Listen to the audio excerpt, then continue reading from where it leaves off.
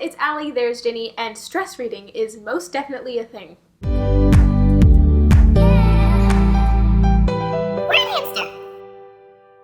If you have been keeping up with my channel, you will know that I took about a 3-week hiatus from BookTube because I was moving into a new house, which is where we are currently sitting right now, and also just a bunch of other life-related things that required more of my attention. I just did not have the mental capacity in these past couple weeks to figure out a video to film that video, and then edit it, because there was no way that that was going to happen, or that I was going to be able to put my full effort into doing whatever it was I might have managed to film. So instead, I decided to take a couple weeks off, or a few weeks off, and just let myself get situated into this new place first, and then come back to you guys with a new video.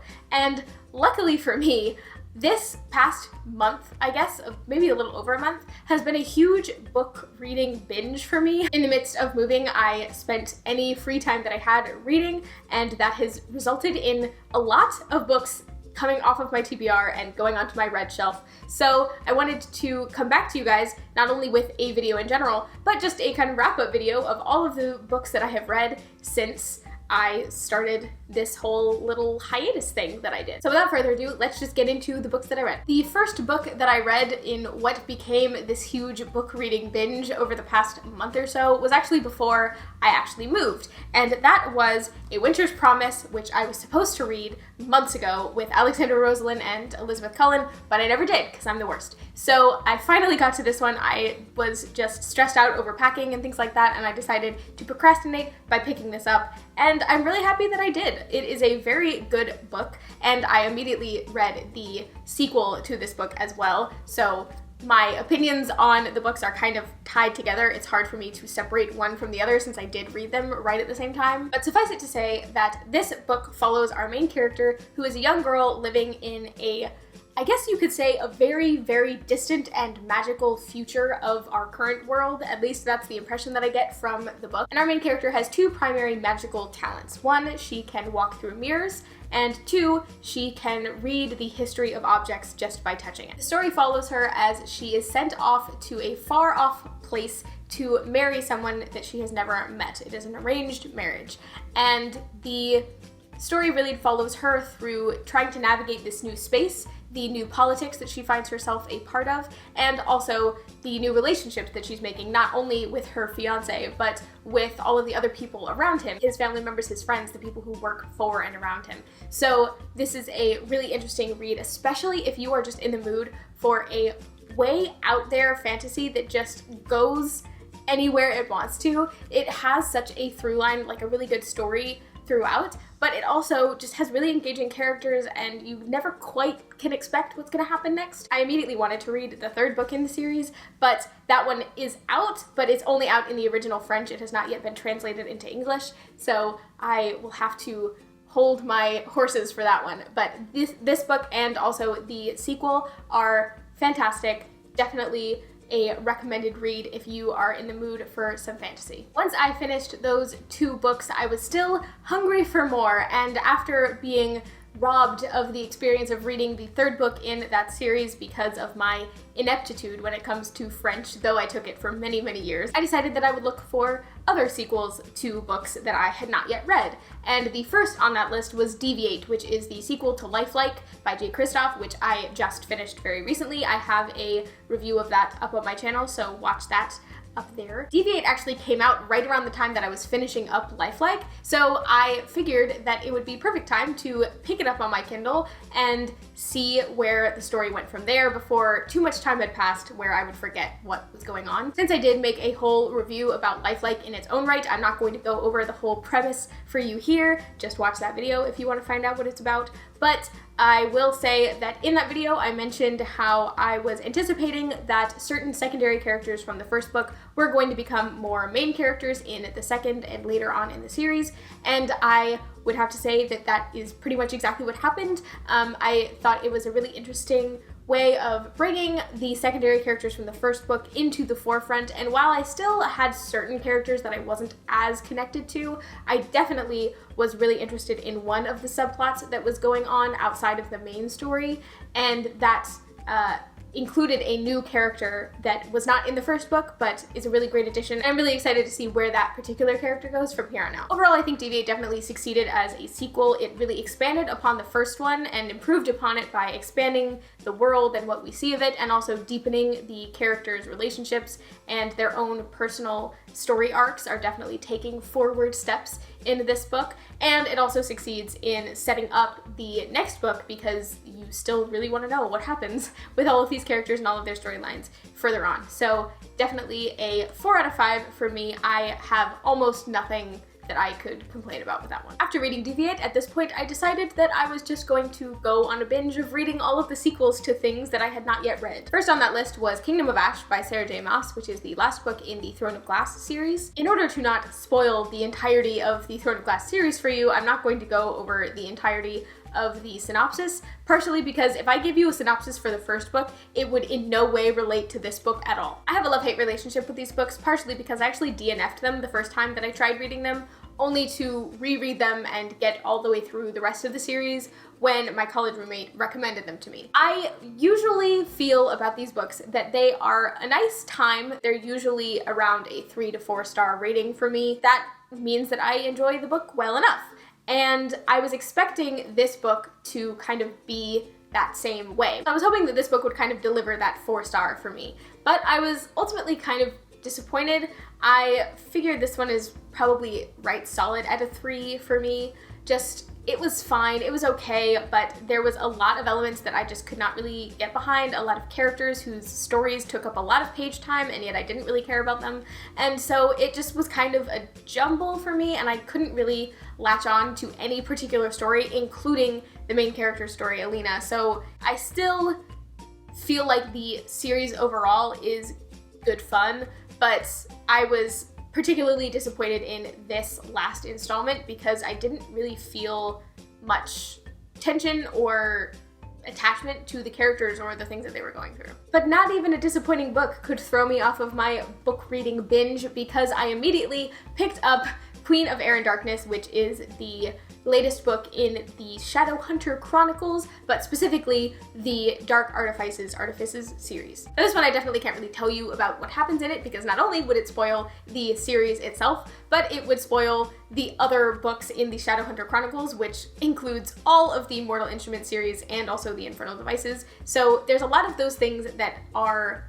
relevant to this series. It is definitely a kind of culmination of all of the different stories that we've seen so far. So there's a lot of characters that you will recognize, a lot of storylines you will recognize, and it doesn't really make sense to tell you about it unless you have read those books. So in the interest of not spoiling a bunch of people, I will just say that this was a really interesting book for me. I really like how this series deals with family, specifically showing a large family unit, which is something we don't really see a lot in YA, just like tight connected families. Obviously there's still some drama there and whatever, but seeing a older sibling, younger sibling dynamic in YA is something that, like, I don't know, we just don't see it enough. And coming from a larger family myself, it is really nice to see characters who I can kind of see myself in them. I really see myself in Emma and Julian, obviously in different ways and not exactly the same as them, but it is definitely something that was really interesting to see in YA, and something I've really been interested in seeing how it progresses through these different books, especially this one,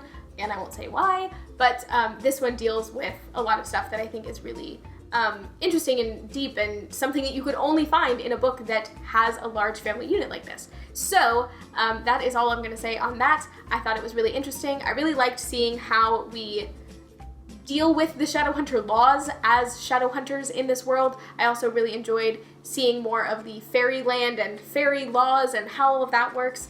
And yeah, so just a really good read. If you for some reason have picked up the Mortal Instruments but have not picked up the Infernal Devices or this Dark Artifices series, I highly recommend that you do. I personally believe that both of these later series are just miles better than the original Mortal Instruments, though those are good fun in their own right. So if you, for any reason, think you might enjoy those, go for it. I definitely recommend. At this point, I had run out of sequels to read, and so I needed to find my new fix.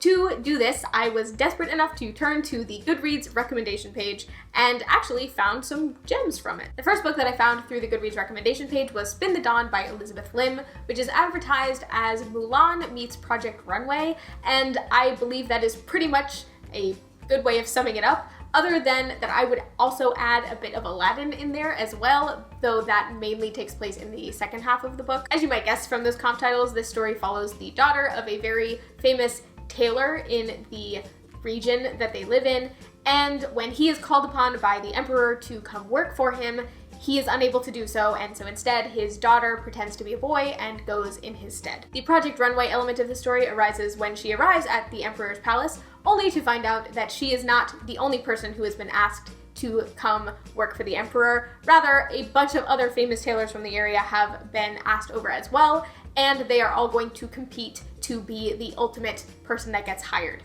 So there is challenges that they have to, put different stuff together, and so on and so forth. There is your Mulan meets Project Runway. Anything beyond that Aladdin bit that comes in later, that is more something that happens in the second half of the book, so I will not explain myself on that one, but if that sounds like an interesting read to you, definitely go check it out. I really enjoyed this book. It was a 4-star read for me, and I am excited to see where the rest of the story goes from here. The next book that I found through the Goodreads recommendation page was by far my favorite out of all of the ones that I have read on this binge so far, and that is a book that just came out on July 30th of this year, The Merciful Crow by Margaret Owen. This book takes place in a world where people are descended from godlike beings who have passed down onto their descendants certain abilities or powers. Each clan that has formed from this mutual ancestor is somewhat bird themed. So there are sparrows who have the ability to kind of change the way they look, there are the phoenixes who have the ability of fire, and then there are other clans like the crows. Crows don't seem to have a particular ancestor that they descended from, nor do they seem to have any particular power. The one thing that they are good at, however, is not getting the plague that has run rampant in this area for however long. And so the crows have become this kind of wandering class that just goes from place to place and waits for a town or village to light a plague beacon, which means that somebody in that area has contracted the plague,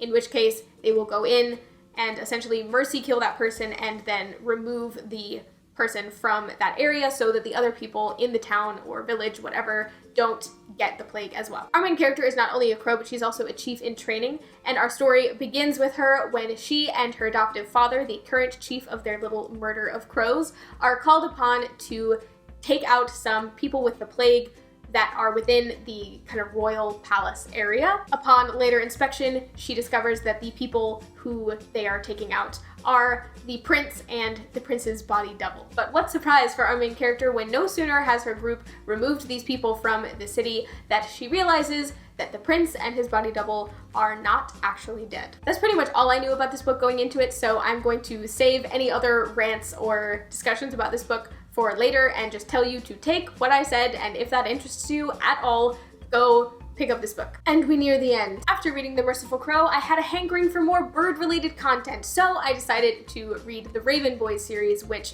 is something that I used to hear a bunch about on like Twitter and BookTube in general, and just never got around to reading, so I decided to give it a chance. I'm still not done with the series, I just got the 4th one on my Kindle, so this is just based on the first 3, but again, like I was talking about with A Winter's Promise, since I read them all at the same time, I have a kind of hard time distinguishing between the 1st, 2nd, and 3rd, so just bear with me here. I'm talking about the series kind of as a whole. When I first heard about this series, it was in the same breath as Six of Crows, so I just kind of assumed that this was going to take on a similar tone or story to that duology, but it's definitely not. After having read the first 3 books in the series, I can definitely say that it is more akin to something like Teen Wolf or Riverdale than it is to something like Six of Crows, and that's not a bad thing.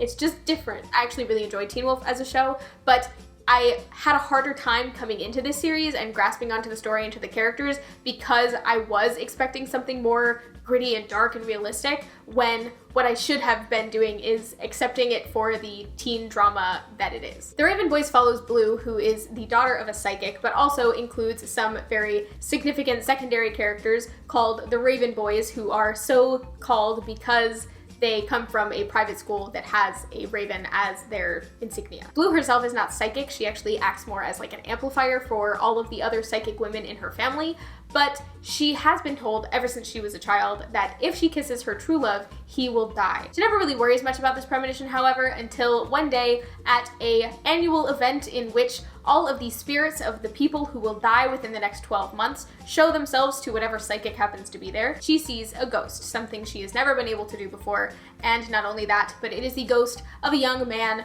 who she is then told must either be her true love or somebody that she herself is going to kill. And so begins the adventure. As I said before, this is just a teen supernatural mystery drama a la Riverdale or Teen Wolf, and it is just so much fun once you allow yourself to suspend your disbelief and not really care about all of the logistics too much. Like, just as much importance is put upon whether or not one of the characters is going to flunk out of school as it is whether or not they're going to find the murderer of their friend. That's the kind of stuff you will only see in goofy teen dramas. These books are just fun, so if you are a fan of those shows like Teen Wolf or Vampire Diaries or Riverdale or anything like that, then I highly recommend these books because they have the same energy. Just definitely don't go into them expecting something dark and gritty and serious, because it really just isn't that, at least not 80% of the time. And those are all of the books that I have stress read over the past month so far. I'm still chugging along on that 4th book of the Raven Boys series, but I don't see this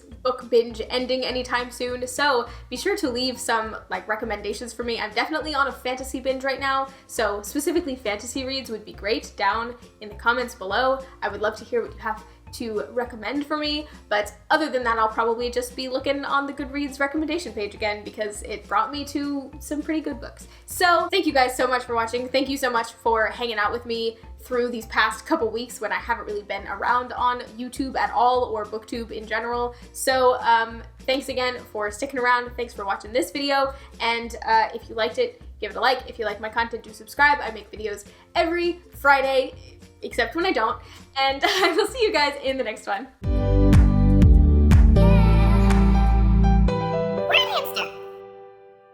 Holding up all these books is a lie. The only one of these that I've actually read in the past month was A Winter's Promise. The rest are just visual representations of all the books that are currently sitting in my Kindle.